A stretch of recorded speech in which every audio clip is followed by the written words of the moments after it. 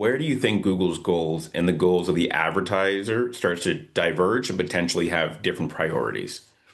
For sure. I mean, obviously Google's main source of revenue is on the advertising side of things. So they're out there to sell ad inventory.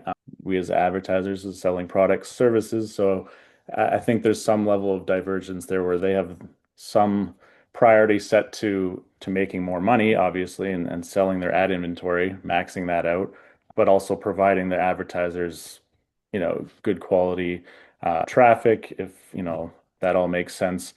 But it is a balancing act where they need to be able to do both. So what can happen some of the times is, you might set a target CPA of, let's say, $50, and as long as you're telling Google, I'm willing to pay that for a lead, it might come and get some other conversions out cheaper, but then, it's like, oh, I have this inventory over here that's not really moving at all. Let me just throw some impressions over there.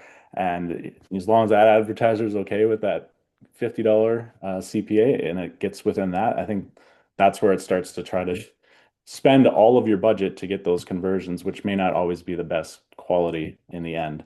But it also comes down to, yeah, again, what data you're feeding back into the system, because that's very important as well. But I would say that's the biggest divergence as far as like advertisers' goals and Google themselves.